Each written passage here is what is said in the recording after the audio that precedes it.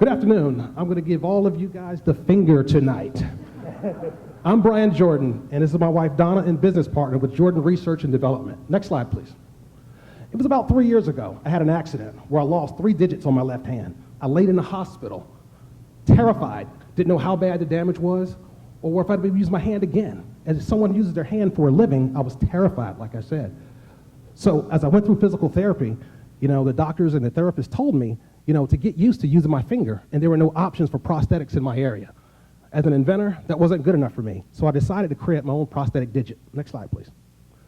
I created a DigiTouch. It's a fully articulated prosthetic digit that enables dexterity, functionality, and strength. It fits on what's left of your prosthetic or what's left of the digit that you lost. Next slide. I'm going to talk fast. We don't have a lot of time. One of the key things I want to point out in this slide is there are 350,000 people in the United States that have digit prosthetics or suffered some form of digital amputation, and about 7 million people worldwide. Next slide.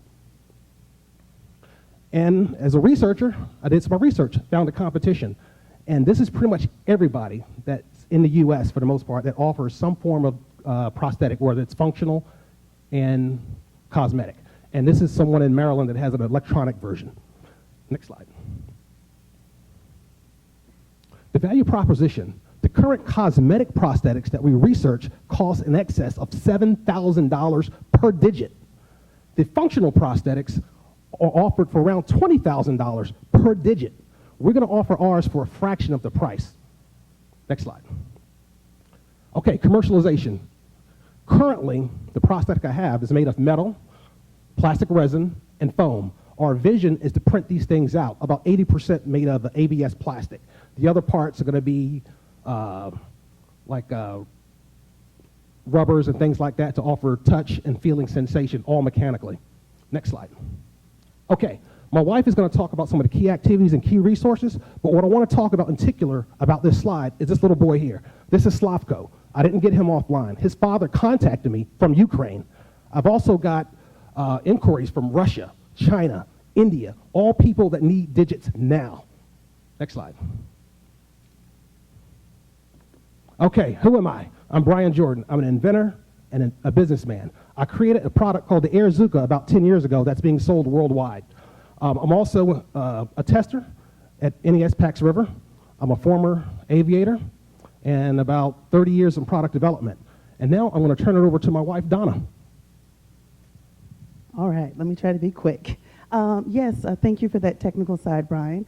But we all know in business, when you're doing any type of products, we have to be concerned with the money because it's all about the money, honey.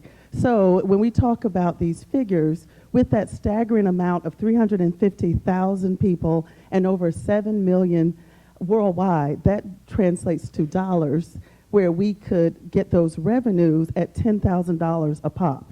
So even if we only service 10% of that huge number, we're talking about 100,000, hundreds of millions of dollars that can be created. And with that, the goal is while we are in that stage of product development going to market, we then will be setting up those infrastructures to get the hospitals involved, the doctors, the insurance, the administrators, while this is all going forth. We also have other revenues that youth will grow out of their fingers, so they need more. And also, unfortunately, 30,000 people lose digits each year from research studies that we've found. And we really want to do this business local in St. Mary's County because it's just a wonderful place to be. And our long-term goal is to do some factory work, create some jobs, and all we're asking is for funding and some support for our business development. And I'll turn it to Brian. Thank you, Donna. Okay, some of our key partners. We have the Robiotech Corporation, which is a nonprofit that we created.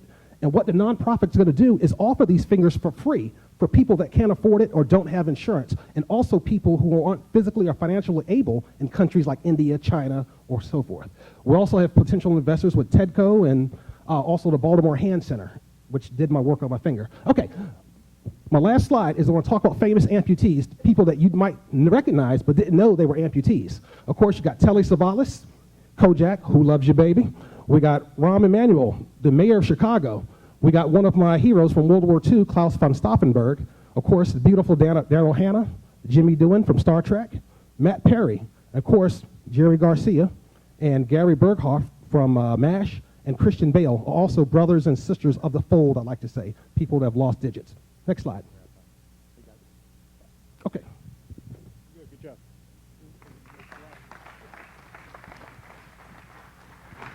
job. Let me approach it from a technical aspect.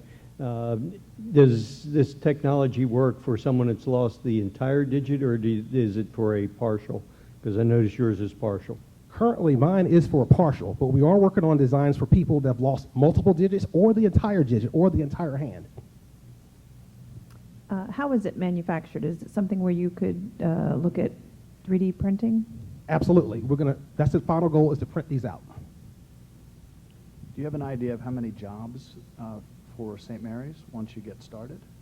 Once we get started, we're looking initially, we have an opening for 2 people right now, but I envision this getting big. We're not going to do fingers, we're going to do hands, digits, appendages and legs, so we envision tens of jobs. I got a question. Since it can be a product, or you can go through one of the nonprofits where they're providing almost a licensing deal, if you will. So are you more looking at the commercial market, the retail space, or are you looking at going through bigger distribution through the nonprofits to do these worldwide? Well, the nonprofits, what we're going to do with that is to provide the digits for free, like we said. We're not looking for big distribution markets because not everyone is going to have it. We just want to streamline it. And like Donna said, we get pretty much 10 inquiries a month. Hope I answered your question. What does the competition look like in terms of, there are other companies already providing this? There are other companies out there. Right now in the United States, as far as major productions of prosthetic digits, there are like 3 in the U.S. And like I said, there's 7 million people worldwide that are missing digits. So there is a need for this because I'm getting emails, phone calls, pretty much, like I said, monthly. And what is unique about your design? Okay, my design is fully articulate. It moves like any other finger, and it can lift heavy objects, which, like I said, I've done a lot of research, and some of these other prosthetics are pretty much, they can kind of work with the other fingers, but they're not fully articulate. Then we have cosmetic digits that look like fingers, but they're not really functional. They're just like pieces of silicone that hang off. So on first glance, they look like regular fingers, but they don't work. And we want eventually to do a combination of functional and cosmetic. So it looks like a finger and it works. All right, thank you very much. Thank you very much. Thank you.